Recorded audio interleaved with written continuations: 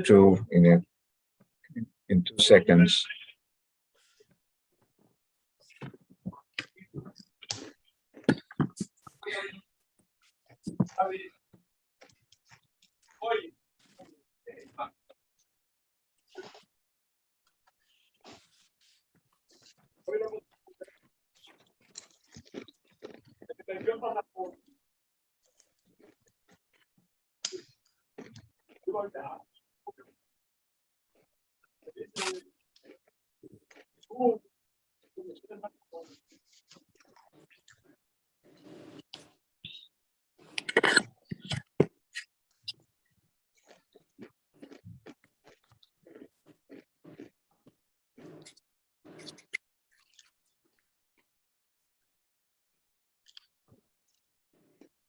All right, that's Simari. So Simari, just change the name because it has my name. So just put it to your name. Hey guys, I'm here. Sorry about that. Mm-hmm.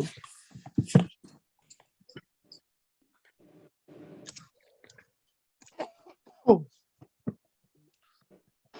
right, could we start it up already? Toita Simari, just change your name to your name. Okay. Okay, So once the Domingo, YouTube goes nobody up. can open the camera, you said? It says No. you cannot start your video because the host has disabled it. I tried to mute it over here. Maybe it was in the configuration. Let's see if I can do it. At this point, I just want to start the meeting because it's a Friday night, and I'm not trying. Okay, go ahead. If I can make the video, I will do. I'm gonna play a little bit here. Okay. Okay, cool. And could we start the live, Japa, so we can have? Yes. Yes. Okay. All right. Good evening. Well, good night. Is it night or even? Was evening at this point? Evening, yeah. Good evening, everyone. As you all know, I sent out the email. This is the Cannabis Taskforce. Our chair put this pre-committee together to be able to start laying the foundation for would eventually become a licensing committee, particularly for cannabis, which will begin awarding cannabis licenses beginning, I believe, in January. We should start receiving applicants who are interested in getting their, similar to the liquor license. They would have to come through the community board. There would be a recommendation process, and then the Office of Cannabis Management would take that into consideration as they choose to approve it or not. As at the end of the day, we will still be a recommendation body. We're not awarding anybody licenses. All we could do is provide a recommendation, incorporate stipulations so that when they are in their licensing process, the state takes the community's recommendations into consideration. We're going to start now with intros to make sure that everybody knows who composes this committee. We will start off with name, what committees you participate in, and just one goal that you have out of this task force. We're going to start off. I'm going to start it off. I'm going to pass it over to somebody else, and then you pass it on until we've been able to all introduce ourselves. So my name is Domingo Estevez. I am the chair of the Cannabis Task Force. And one thing I would like to get out of it is an equitable process where our community is taken into consideration, and resources that have been historically deprived start coming in. And that's one of my goals. I'll pass it on to Miriam. Hi, I'm Miriam James. I'm on the Youth and Education Committee. And I everything you said, you took all my words. Pass it on to somebody, Miriam. I'll pass it on to C. Marie. Good evening, everyone. Simari Hernandez here. I am part of the licensing committee, second year, and I'm looking forward to, like Domingo mentioned, giving everyone in the community a seat at the table and taking their voice into consideration.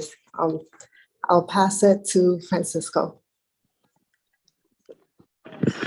Hey guys, my name is Francisco Lopez. I am the business development chair. My number one goal is to make sure that our community members who have been impacted the most from the war on drugs benefit the most from licensing. That's where I'm at, and honored to be part of this group. Pass it on to, let me see, Mary. Hi, I'm Mary Anderson, and I'm chair of the Aging Committee, as well as I'm on the Traffic and Transportation Committee. My goal, I guess, since I was appointed to this task force, is to accept that cannabis is here to stay, which I'm not thrilled about, but hoping that by, having some licensing going on, that it'll be better controlled and not affect people like myself who have asthma and have to deal with it in the streets all the time. It's very disheartening, and I don't know, if licensing is going to help that or not. But I'm here to learn and hope that it can be safer, at least. Yeah. And actually, Mary, they informed me that you're actually a retired nurse, if I'm not mistaken. Absolutely, psychiatric nurse. So I've seen results of some people smoking pot years past, and okay. also my daughter was hooked on it, and I could tell every time that she smoked, her behavior changed, and it's not good. Okay. So one thing I will promise everybody is this is not a space where we're trying to create a dominant sentiment. I think everybody brings their own perspective, their own lived experience to the table. I think what's going to be important here is to make sure that we all, and that's what I appreciate with Mary's statement. We all just have to keep an open mind and be willing to learn.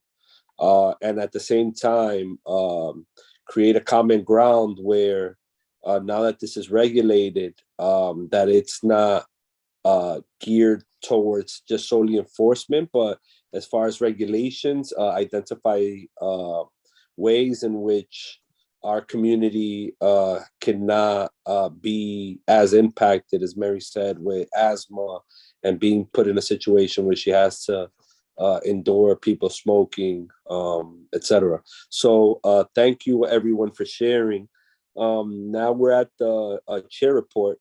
So basically, we're at a position right now where I would love for everybody to contribute to the agenda. We need individuals to take minutes. If minutes are going to be extremely important, solely because it's going to help us maintain a log of a lot of what we've been doing in our committee, in our task force, and help individuals understand moving forward the process that we engage in order to have everybody's voice heard, which I think is important to be able to do that. Now, one thing I would say is November 16th, Francisco took the initiative of reaching out to individuals from the Office of Cannabis Management, and we're going to put a town hall together. I think our initial meeting is going to be a working meeting where we seek to, right off the rip, the event is scheduled for November 16th. We must identify a time, a place, some talking points, and some strategic partnerships to be able to advance the conversation forward. By that, I mean, I'm still very new to this in the sense of, I know regulations have come out. I haven't fully digested them yet. I don't know if anybody within the committee has yet. So I think it's best for us to bring in the individuals who are putting these regulations together to be able to provide the most accurate and objective input as to or overview or breakdown of these regulations, which in our case, for instance, we would have some commentary period to identify some recommendations on areas they should strengthen and areas that we see are overreaching.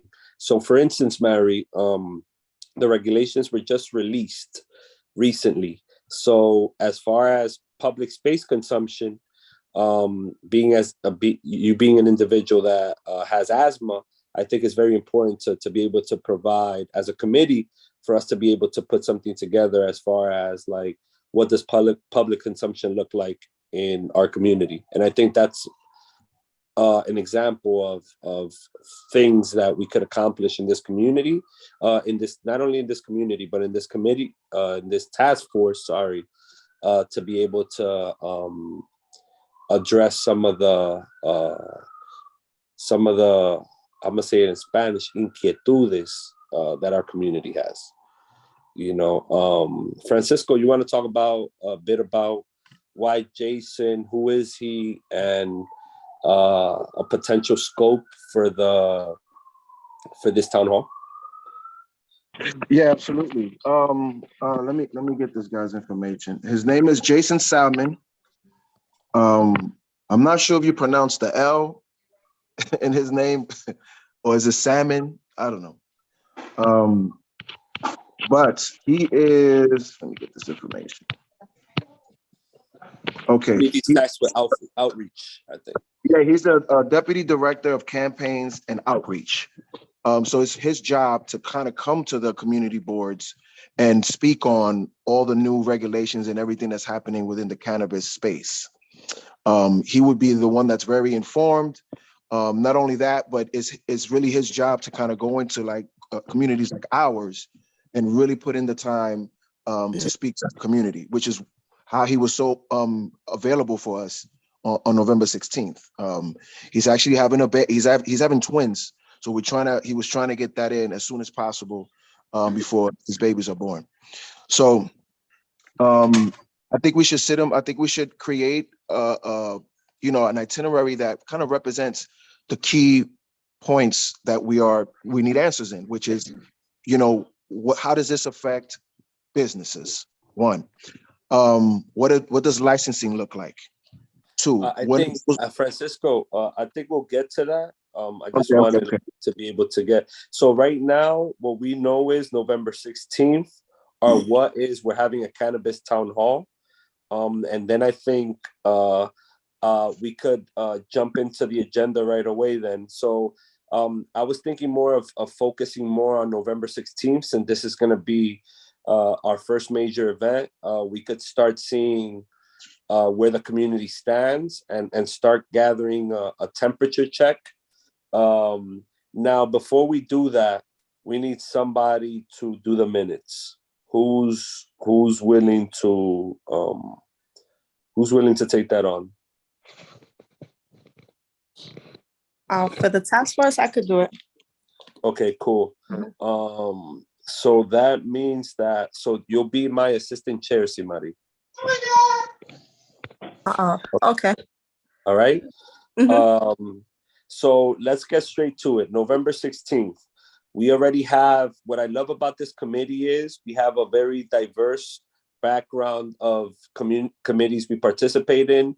We're actually very intergenerational per se. I believe all of us are in one way or another within different age groups, which I think is very important for a conversation. Now we just have to work on the our intersections, and let's get to it. So right now, let's get to November 16th. Where would we like to have it? What are some of the community spaces that are available to us? I think we identify, we reach out, and a plan B could always be the conference room at the board. Okay, like I know when they have these type of events in Harlem, Columbia has like a space for that. Do we have anything like that I that we would can? say I would say there's a space in the Vagilo Center. It's on 170, I think it's 171st or 170th and Haven, or Washington Haven, yeah, behind for Haven Avenue. Washington. Yeah, there's a space there. Thank you, Mary. I forgot the avenue back there. But yeah, there's a space there in that high-tech glass building. So I'm not sure. I can try to reach out there to see like the availability or if they're open to hosting an event like that. Do you have any idea what the capacity is in there? Mm, well, I definitely know that when I did host a meeting there, we had hosts for 50 people or so, you know. Right. I'm not sure like what like our target attendance rate is here for the event. Depends on the space that's available because they have an auditorium that's pretty big too. It's Oh, huge. okay. Yeah. So what would you all recommend? I was interested more in something hybrid, where individuals could still engage in the conversation, whether they're in person or virtually. What do y'all think about that? Yeah, for sure. I love that idea. I think we definitely have to adapt that. Yeah, that's a good idea. Because Yeah, the best space for that is the community board conference room, then, which has like this state of the art live streaming stations, if I'm not mistaken. But I'm told that that equipment can be transported easily. I don't know that much about it, but that was what I was told because we were talking about that at one point in some meeting or other. Okay, so you think, Mary, so the equipment can't be moved, like that's more stationary, right? So we would have to have it in the conference room. I'm sorry? For us to be able to get that, like that equipment can't be moved. Is more stationary. Like we would have to do it in the conference room, right? You mean at the board office? Yeah. No, I'm saying that it's transportable. It doesn't work. no, she's No, saying you can have it can like be we could have the moved. meeting at the Bagalo Center and have that equipment with us. Oh yeah. Oh, it could be moved. Oh, okay. Right. That's what I'm told. Now I don't know details about it. I'm not that, I'm not that up on that stuff, but this is what, we discussed at some point. Okay. So what would everybody say? What are their top spots then? So I'm hearing the what, Simari? The vaginal what? the Vagelos sense is Bagellos. No, it's Bagelos, Bagelos. Yeah, LOS. Okay, the VAG close space. That's Colombia, right? Yeah, it's Columbia. So maybe we Alright. can definitely reach out there and ask about any other spaces too, depending on like the capacity. Is there any other space? I'm thinking the community board conference room. Okay. Yeah.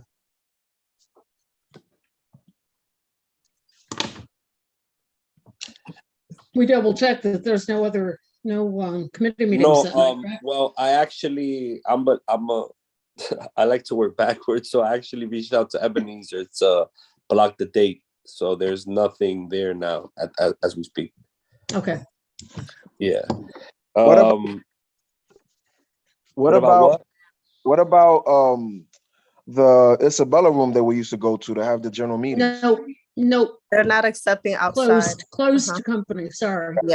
Yeah. I asked before. Jeez, right still, huh? Wow. Yeah. Nope. Yeah. Okay.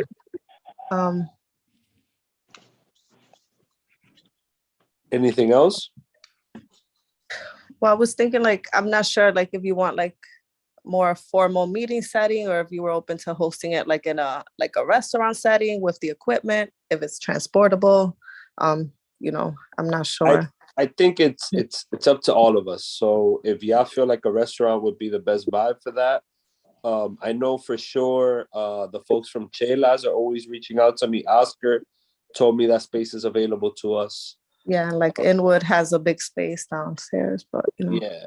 The only issue with that is, as far as like, I usually like to contribute in one way or another to do some food, but I don't think we have any. Like We don't have a budget for this. No, So bring at the end of the day, it's we can all go up to forward, y'all. depend on contributions. Yeah. We also have the Hudson. They seem pretty open to community stuff. Where's that? As far as accessible, I don't think the Hudson is that accessible though, because No, it's Seven. actually Neverland. Yeah. Yeah, Yeah, that's it's- like by the water. Yeah. yeah. Okay. Let me see. You also have 809 on Dykeman. Yeah, 809. Yeah, we've done stuff with them before. They're good partners. Yeah, and Cirillo is really, really good when it comes to, lending the space out. Yeah. And they've donated food in the past too. I'm not Yes, saying they'll be open to it again, but it's a conversation they're willing to have. and I can talk to him if you like. All right. So let's do this. We identified 3 spaces. One of them is a guarantee, which is the community board conference room. That's always going to be available to us. But we've identified Veglo space in Colombia and 809. So I believe C. Marie will be reaching out to Veglos. I already reached out to the office, and Miriam is going to reach out to Cirilo. Mm-hmm. What time frame are we looking to have this event in? Like a 5 to 7, 6 to 8, 6 to 9? Is this a 2-hour event, 3-hour event? How do you...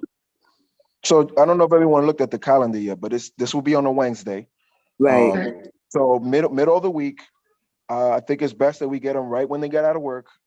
So as soon as they get out of work, they take the train uptown. They go right into the meeting. 6 o'clock. You could do 6 to 8:30, just to give people time. Maybe a little mix and mingle so people can get to know each other and speak after the fact, or maybe give Jason a little more time to do a Q&A. So what do you guys think about that? I would Sounds say, good to me. yeah, 6 to 8. 6 to 8? We all agreed to that? Yeah, I think the 6 to 8. Yeah. All right, cool. So we got 6 to 8. We'll probably reserve when you speak to them 6 to 9 p.m. just so we can have some wiggle room. We're going to be starting by like 6:30. So right. Unfortunately, that's the reality in which we live in. We make an event for 6. It should be doors open at 6, and then event will start promptly. Okay, so we got the what, where, and when. Let's talk talking points. What do we want to achieve here? And I think talking points will help us get there, which is, we understand we have a town hall. We have a representative from the agency, from OCM. What is it that we want to, what type of conversation do we want to engage in? I have a question. Are we inviting any of the elected? Yeah, we'll get to that in partners. So once we get to strategic partners, I think for now, unless y'all want to switch it and do partnerships first and then get into talking points, but I don't think the talking points would interfere with partners and partnerships. Okay. I mean, let's focus on the main things, right? Licensing, what is that going to look like? Okay, give me 1 second. So licensing, mm-hmm. and what that's going to look like, right? I think quality of life, that seems to be a big phrase that gets used a lot. I think we should just tackle that head on. Yep. Absolutely. all right. Quality of life is something that's extremely vague, right? In the sense of, like, quality of life could be they smoked and they threw a blunt in the floor, and I didn't like how that looked on the pavement. I think we have to be very specific, even though it's a big umbrella. But I think being able to engage, like, for instance, when Mary said, I have asthma, this what does regulation mean for somebody who's smoking outside, and I have to inhale this, and as somebody with asthma, you know what I'm saying? So, and what are the repercussions? You know what I'm saying? So I think we got to be very specific when we engage in certain dialogue. We don't want to leave it too open-ended, you know? Right. No, I totally understand. Yeah, I mean, so we could focus on health. Like what is the health benefits of the health, what's the word? The health issues that we have to deal with, the good and the bad. Okay. But let's focus a little bit more on quality of life when we use that word, because I think it's a word that could be often problematic if weaponized against our community. So I think we have to engage it in a way when we speak about quality of life, we mean this, and that. You know what I'm saying? So like that, there's no misinterpretations as to like, so what you're trying to do is weaponize the office against people. You get what I'm trying to say? So let's think about that word quality of life, and what areas within quality of life do we want to engage the conversation in, and then bring it back to the regulations. How do the regulations create space for that, or create a definition for the impact that particular area creates? You know what I'm saying? I do, but it could go along with the same thing they do with cigarette smoking. Okay, yeah, exactly. That's a quality of life issue, and then they have, and they definitely have it restricted to a lot of different places. If you're smoking, you can't smoke here. You can't smoke. I smoke, so I'm telling you, I know weed. So you can't smoke here. You can't smoke there, and then there's the other issue where we have our elders and seniors, which I am a senior. They're sitting in the park and they're sitting there blowing the smoke in your face. You're not supposed to smoke in the parks anyway, but they do it. Right. Okay. So smoking in public. Enforcement plays a big part. Okay. So I'm assuming then is smoking in public. What are the areas, and how is it going to be enforced? Is that what we're saying? I think enforcement should be its own thing. So like smoking in public, separate enforcement. Those could be two things under quality of life that we focus on. Okay, cool. So smoking in public, what other? Enforcement. Just in general, like enforcement. And I think this is a separate thing. It's not about quality of life. So when we're done with this, I'll get back to that. Okay, cool. So what areas within quality of life do we want to touch upon? So we got smoking in public. Yes. Enforcement. And Simari, what's another thing under quality of life? Health issues. We said health issues. Yeah, I was thinking health and safety. And along with safety, it goes on with all the the vendors setting their stuff up that don't have license. Okay. Yeah, that would fall more under enforcement, right? Like for instance, you don't have random people selling alcohol in the street because a liquor store is licensed to do that. You know what I'm saying? And they just they set up any and everywhere. And how's that going to impact the piece of people that have the licenses?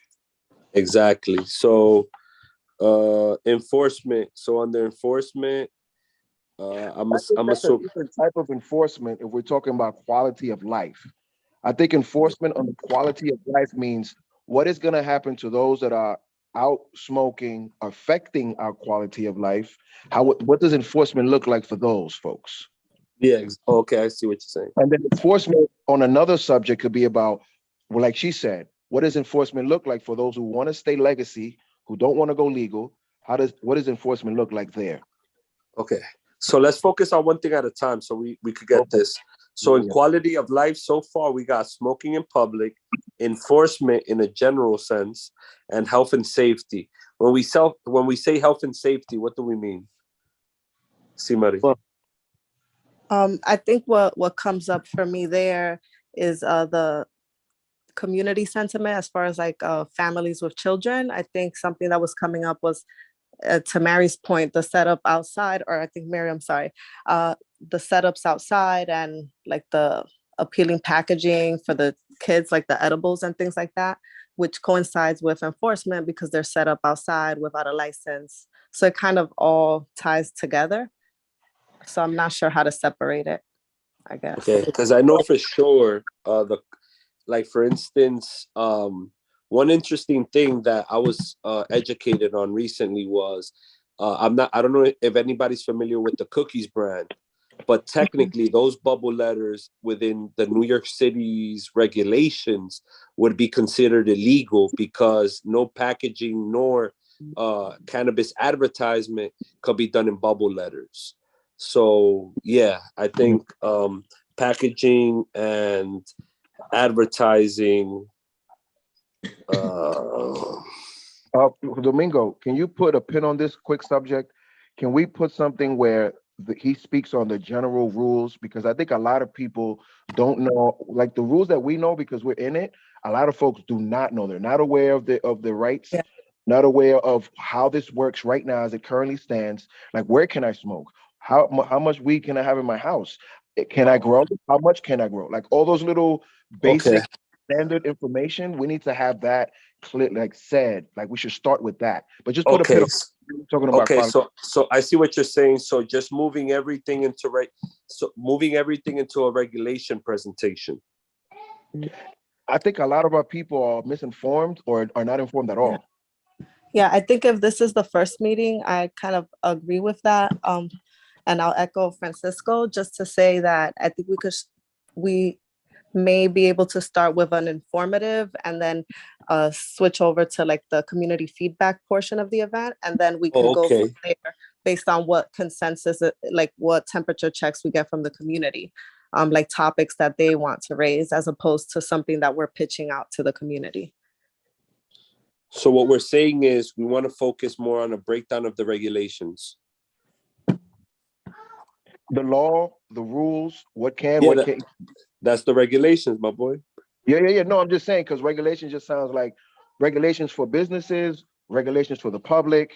Like we just want to make sure that we cover all of that. Okay, cool.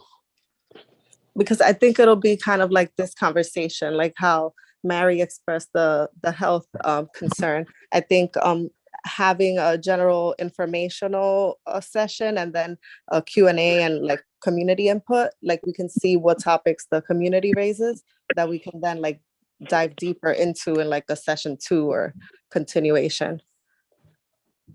Okay, cool. So basically just having a what are the rules town hall. Well, not when you put it that way. So what would you say? How would you because I'm thinking more as I tell the graphic designer to develop a flyer. I think we got to figure out what is the messaging that we want to get out. Right. Yeah. Right. Like these are the rules. What more would you like to know? Like type of approach. Like, you know, so so like regulations 101. Right.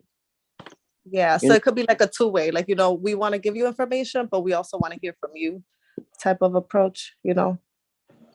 We also want to make sure that they're well informed. They need to be informed because a lot of people know is you roll it and you smoke it. Yeah. You're like, so what would you say?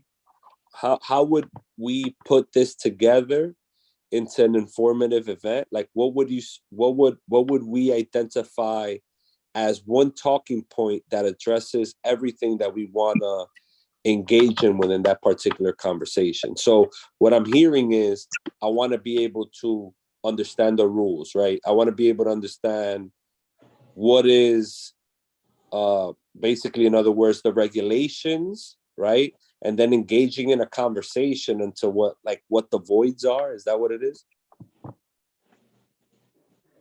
Yeah.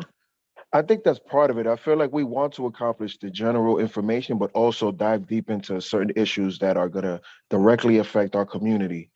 I don't know if we're going to have enough time to do all that, seeing this is only 2 hours, but if we're having an informative meeting, that's going to take a little bit of time. Then people are going to have questions about that. Then we dive into something that's more specific, like quality of life, health and safety, like the after effects of everything that's going on now, right? And that's a separate time that we're going to have to devote.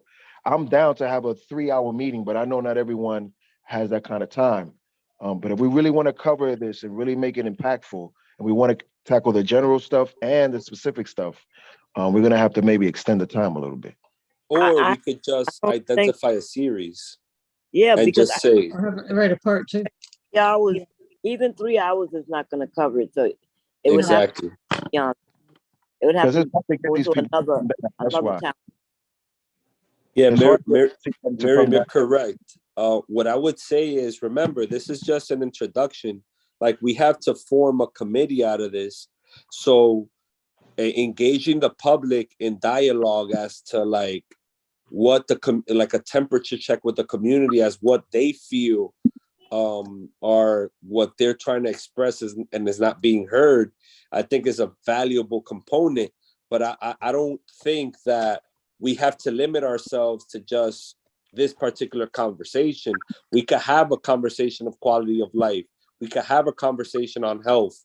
We could have a conversation. Like, we don't have to solely limit ourselves to just doing everything at once. What I do think is we have to have a general overview and bring the facts, right, as to what these regulations are saying, what are the rules, and what's the impact if you break the rules. I think that alone for an introductory conversation is very important. Yeah, I'm down for that. I like that. So if we educate, what we could create is a cannabis task force, a series of conversations. The first one is, what are the regs? The second one could be, how do you apply? And the third one could be cannabis related resources. You know what I'm saying? So it's like, let's not limit ourselves to just this conversation. We could also identify a series where it's like, all right, cool. This one, we want to get a general overview. The next one, we want to identify, based on this general overview, we identified that subsequently the regulations are not necessarily addressing the issue of community member with asthma and dealing with the constant smoke. And the regulations, like, for instance, this is just an example, the regulations not necessarily addressing that. You know what I'm saying? So I think this is very important to be able to truly get an understanding of the regulations, a temp check from our community, and identifying based on, like, what we could do is have our community members do a survey as to like for instance, at the end of the meeting, where it's like recommendations or areas that they felt wasn't addressed by the regulations. And then we can have a follow-up on that. And also, Domingo, we're gonna be informing, letting people know, but we're gonna feed off of a lot of what they say, feedback. Exactly. Yeah. I think that's what's going to drive the series moving forward, whatever topics they raise and want to learn more about, whether it's about the regulation or impact later on. Yeah. And I think just like a question to put out there, because I think it may come up, like something, not that there is already, but like something like a summary sheet on the regulation, not that there is, but I think something to break down like what's all in there, let's say. Yeah, I think the big bullet points that a lot of people need to know, like, if you're a parent, how far does a business have to be away from your children's school? You need to know that. How is I don't know, how does the businesses that we're seeing out there right now, what is your sentiment? Like, how do you feel about that? So there's a lot of, when I say that the general information, it's really just to give those people, our people, those basic information, so they know, so they're not out there having these ideas and then kind of weaponizing it. Yep, exactly. Okay, so let's synthesize this a little bit, right? So what I'm saying is, we're gonna have a conversation on dispensary regulation, home grow, and cultivation, because those are the only 3 areas that have regulations out at the moment. Oh, and individual rights. What you mean? Like, the people that use, like, what you should know now that you're smoking, where can you smoke? And then for those who don't smoke, which another subset of individuals, what are your rights and where do people like where can you be safe? Like I know the park I can't smoke, so I know I could be there smoke free. Like they need to know this. Ha. Okay, cool. I'm not saying that they're gonna follow it, but at least you know where you can and can't go. You know where people are smoking and where they're not, or where they're not supposed to. Right. All right, cool. So I'm gonna bring it back, right? So the talking points that we've identified is the dispensary regulations, which is the sale of cannabis, the home grow, which is it's actually if you're a card holder, you're actually now you have the ability to grow X amount of plants per month, right? The cultivation, which is for general cultivators, what's their regulations, and the individual rights. That's what I have so far. I love it. I think that covers. I think that's a good first town hall meeting. I think that'll spark a conversation. Exactly. All right, cool. So now, what would we say would be a title or a phrase that we could put together that encapsulates all of this talk right now? Oof.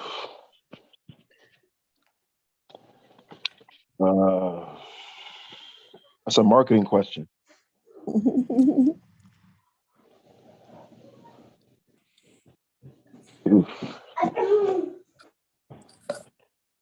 I mean, if we're gonna, I think this would be a good way to promote the task force. Let people know that the task force is here for them. So I think we should focus on that. You know, Community Board 12's Cannabis Task Force, you know, presents, you know, marijuana. That's the easy thing, Francisco. Let's focus now on the title so that I could get the visual person to put something together so we could start sharing it. Remember, this is only 2 weeks away. So marijuana 101, and then under there put the bullet points of what we're going to focus on. Well, how about Cannabis 101? No, because the thing is, cannabis is used as like the people that speak Spanish will recognize marijuana before they recognize cannabis, because marijuana in Spanish is pretty much spelled the same. Yeah. And cannabis is like the whitewashing of weed. Like, this is weed. It's fine to say weed. It's fine to say marijuana. We could say cannabis too, but I want people to feel it. Like, I want them to understand what this is. And marijuana is like the name that we're all across the board are going to understand. I'm not big on semantics, so I could really care less. So it's whatever y'all want. Let's focus more on the substance that we're gonna provide, but at the same time, I hear you, Francisco. So, what's a name that everybody feels we could encapsulate this event in? So, like that, we could begin promotion. I like marijuana, and the reason I don't like marijuana, but I like marijuana because when I may be talking because I'm an old soul on this board, but when I heard the word cannabis, I was trying to decide if that was marijuana or not, or if it was something different. So I wasn't real sure when they started using that name for it. So I go for marijuana. Cool. Anybody opposed? Francisco, what's your what was that you said? Marijuana 101? I said Cannabis 101, but it doesn't make a difference. Marijuana. What was the name, Francisco? Yeah, Marijuana 101. And I guess I think with that, when we try to translate that in the Spanish flyer, then it just transfers much easier. Okay. That's a good point, Francisco. Okay, so and by the way, we will have translation as well. So I've been making this event will be hosted in both languages. So that's one thing that I made sure of, because there's a huge part of our community who, like for instance, bodegueros, when we had this series of events within the business development committee would always come out, and I felt like we were doing an injustice by not being able to translate these conversations. Right. So we got marijuana 101, and then the talking points that we're gonna put there is dispensary regulations, or we could just put dispensary, home grow, cultivation regulations, and individual rights. Are we okay with that? Yeah. So it's basically like what you need to know, but I think 101 refers to that, like what you need to know about. Yeah, and let's add, conversation with Jason Salmon, or Salmon, and put his title. I think having the OCM logo is better than just identifying, because it speaks to the partnership, because we can also invite Termaine. Let's have Termaine there speak. Regulations are out, and Termaine loves to speak, Francisco, so we could potentially have her as the chair of OCM just pop out. I'll reach out. I definitely will. And reach out to Jason Alexander too. These are individuals that are not coming into our communities, and based on the research that I've been able to see, Washington Heights was one of the communities that deported the most individuals because of the prohibition of marijuana. So we have to be very clear around these resources. Cannot neglect a community that has been incarcerated, deported, and generations of families being destroyed based on something that, pardon the word, a lot of individuals are going to get rich as hell out of. So I think it's very important that we put that into context, and the importance of hosting these type of conversations, not only as an informative way, and not only in an informative way, but also in a healing way to a community that has been devastated by it. And I think that's going to be very important as well. So okay, we have that. What else? Are we missing anything else? We got the talking points. We got the date. We got the time. We're missing. I mean, as far as the event, an itinerary, we could share it via email, and we can make edits towards it. Okay.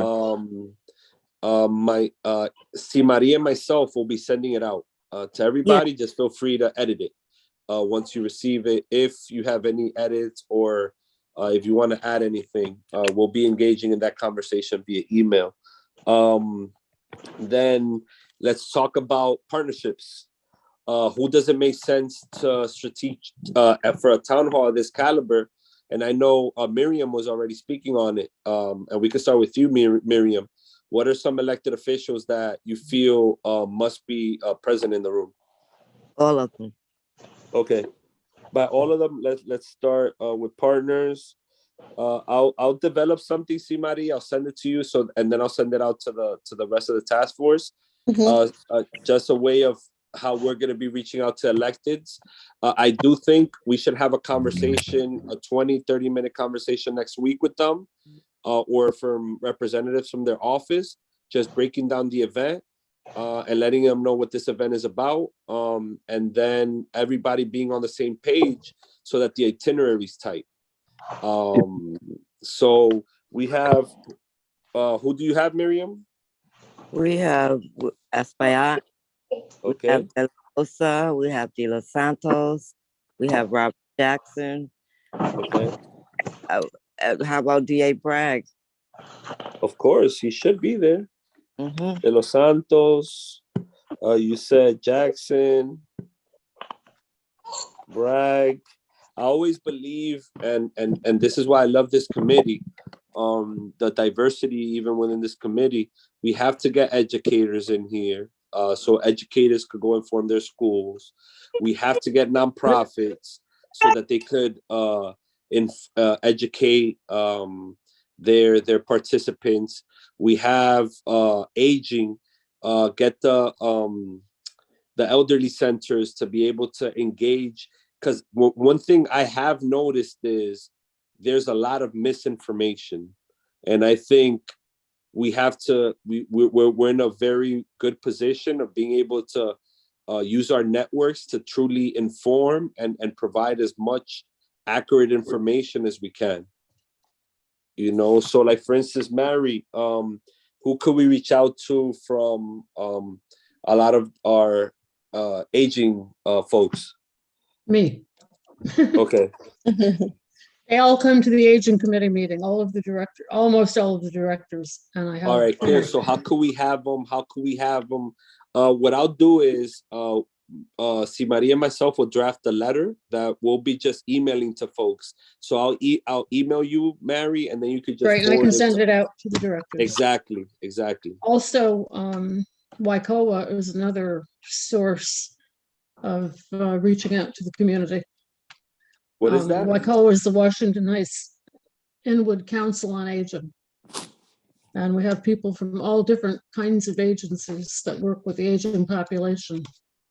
Like NIMIC, for instance, you know, those kinds of organizations that will, you know, spread the word. And if, you know, more importantly, if it's definitely going to be hybrid, then, you know, they can reach out to their seniors, each of those senior centers and organizations in the community, to try to be sure that as many seniors as possible log into the meeting. Yeah, because I think an informed population is a population that does better, you know, because being able to address these issues and being able to understand who to talk to is going to be pivotal to a lot of the quality of life issues that might arise from individuals like blowing smoke to people's faces, you know. It becomes a hot topic when I'm sitting with my friends in the park. Okay. In Jayhood Great Park, so, you know. All right. See, Marie, who would you say? Did we get all of the electeds though? Yeah, we got Espaillat, De La Rosa, De Los Santos, Jackson, Bragg. We got to reach out, of course, to Mark Levine. We got Do we want to get the partners? Carmen, Carmen, you have Carmen De La Rosa. Yeah, we got Espaillat, De La Rosa, De Los Santos, Jackson, Bragg, and Levine so far. Sean Abreu. Who? Sean Abreu. Oh, okay, got him. Anybody else? Well. Do you guys want to reach out to like the Chamber of Commerce, the bid? Well, Francisco, as the chair of business development, homie, I think that one falls on you. No, I'm saying, like, do we want to engage them at all? I don't. Of course, it's a business opportunity, and they're going to get informed on what the rules are to be able to apply for them. What else? Do we want to keep it just Washington Heights, or invite our Harlem and Bronx community board members? I think our priorities are community, bro. Okay. Trying to see. Do we want to engage NYPD? They could be invited, but I don't think this is a space for them to talk, being that we are engaging the lead agency that will be enforcing a lot of these quality of life issues. Okay. How about SBS? Everybody, Francisco, we're going to invite Castillo. We're going to invite all these, Castillo's the NYPD commander for the 34th. We're going to invite everybody. I just think it's important to note that the only individuals that are going to be able to speak are, one, the individuals in the task force, two, elected officials or the representatives, and then the OCM individual. I just want to be clear on that, because if not, this meeting is going to I'm not saying that we're not going to have a public comment moment, but what I'm saying is, as far as individuals engaging in the conversation, those are two totally different things. Got it. All right. So we'll have a public Q&A, but a lot of the facilitation, a lot of the conversations will be moderated by the task force. Are we cool with that? Sounds good to me. Yeah.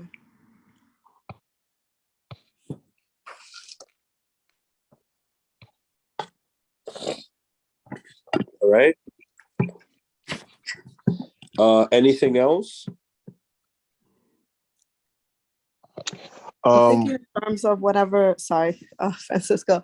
I think in terms of whatever we have the flyer created, then I can definitely share it out like to the school community, like the district and the school staff, etc., to see whoever's interested in attending. But I think in terms of the focus of the event, I'm not sure if they'll be so much interested in the regulations. I think maybe in the advancement of the series, they'll be more interested. Yeah, porque the thing is, like, I went to Washington Heights Academy, and Renzo, the principal over there, was very like, he's dealing with individuals selling marijuana in front of his school. Yeah, right in that block. Yeah, so I think for him, this is going to be important because he's able to understand the regulations and what are some of the routes that could be taken to be able to support his school's effort on not being able to like what they're right. those kids. You know what I'm saying? Yeah. Yeah, so I could definitely share it out, see what comes back. All right. And then as far as partners, by partners, then we're looking at our elected officials, coalitions, and nonprofits. So what I'll do is let's put a meeting together for next week where we could invite all these individuals to participate or send a representative to participate in. What time, what day and what time works best for us all here? Let me just grab my calendar. Yeah. Okay. I'll say Wednesday night, not for me because I have the licensing committee. Okay. So any day except Wednesday. As for me, at least. And I know Tuesday's election day. I forgot about that. Yeah. Oh, well, definitely Friday is a holiday too. So okay, it's kind of getting skim. So how does like Monday or Thursday look? It's Monday with Traffic and Transportation Committee. Okay. Yeah, I so would like say maybe Thursday? Thursday to give them time. Yeah, if it's already Friday night. Yeah. Okay. Thursday, what time?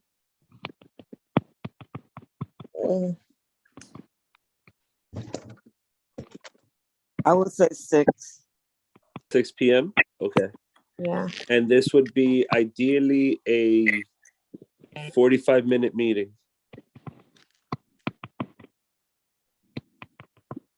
We started a little late, but we're towards the end. I think if you can't finish something in 45 minutes, it's a problem. All right, so Thursday, 6 p.m., 45-minute meeting. This is our town hall partner meeting, where we'll be able to engage in a conversation around the talking points and be able to finalize our itinerary. How does that sound?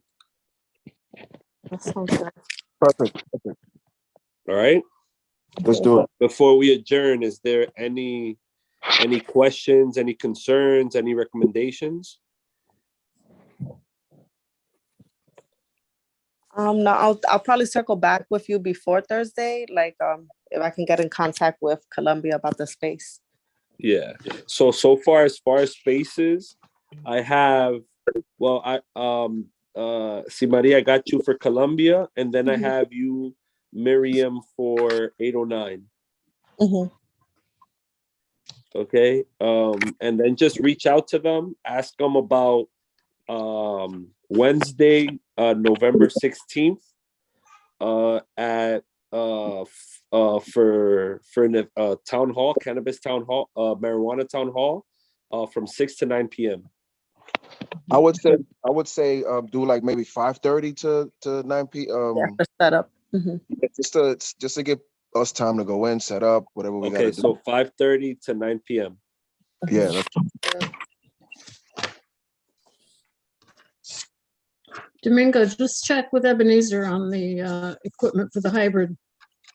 Okay. Will do. And if anything, I'll reach out to we've done live stream events before. I'll reach out to some of our contacts to see if they're willing to come pro bono and support the cause. Just as a plan B. Okay. I think we're good. Sounds All good. right. Mhm. With that being said, thank you all so much. My apologies for such a quick turnaround, quick meeting, but I was just informed the composition of the committee a few days ago. So I just think it's important for us to be able to At least, do as at much. least you were informed. I don't know if everybody on the committee was informed. I was not, so. Yeah, what Eliezer told me about that was that he had spoken to you and that you said you wanted to participate in the task force.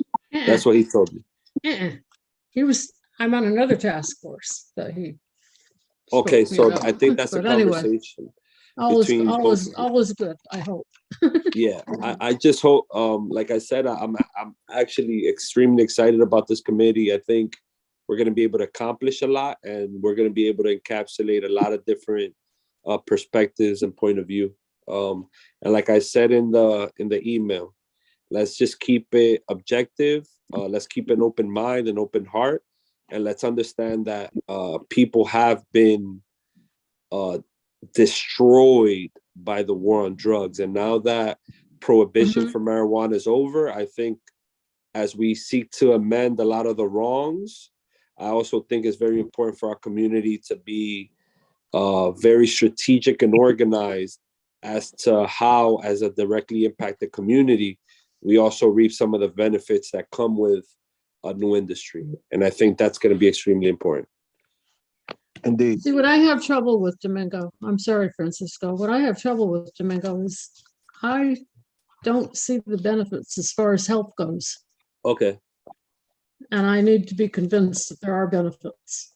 And I So- think that's a I depend on all of you to help me get through that, okay? Yeah, I think that's going to be a great conversation to add to the series where we just look at the data, bring in experts from both spectrums of the conversation, and are engaged in a objective conversation, because there's a lot of benefits. There's a lot of people who also say that there's a lot of impacts, but I think as we seek to get informed, all I say is let's keep an open mind and open heart, and let's be empathetic, and we'll find the information that we seek.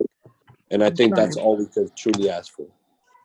I just had one more comment, and that was about the live streaming. If we have to go to live streaming, you're going to lose the whole senior audience. Okay, so let me tell you, I don't know nothing about live streaming, so. Okay, so you would say just in person. Let's hope yeah.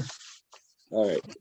Because we could also reach out to the Y. The Y seems to have a very accessible space as well in the community. Oh, that is true. Good they one. Do, and the other place that can't talk straight. The other place that I've heard is open to having more community meetings and events. It's the new hotel on 181st. Okay.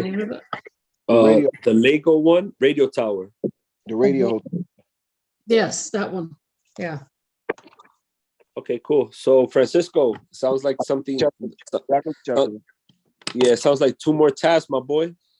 Yeah, we got this. All right, cool. Is there anything else that any of us wants to raise before we adjourn? I just want to say one thing. I want to say to Mary specifically that I appreciate you continuously kind of challenging us and making sure that we do stay, straight with our education. And I want you to always feel free to, even if we don't agree, that you always just speak your piece, because that helps us understand your perspective, and you speak for a demographic that needs to be heard. So I just want to say thank you. Okay, thank you. Anybody else? Thank you very mucho. And with that being said, enjoy your weekend. And we will reconvene on Thursday at 6 p.m. For our Town Hall Partners meeting. So make sure you reach out to the elected officials. Once confirmed, feel free to email me with the contact individual that we should be following up so that we could send them the link to the meeting. Yeah, I could work on drafting like a letter so we could send it out to you guys. I'll work with you. So we'll start a Google Doc. And we'll get to it. All right. Thank you very much. Can I get a motion to adjourn? Motion to adjourn. Second. All right. Enjoy your weekend. Have a great You too. weekend. Be safe. Everybody. Thank you. Bye.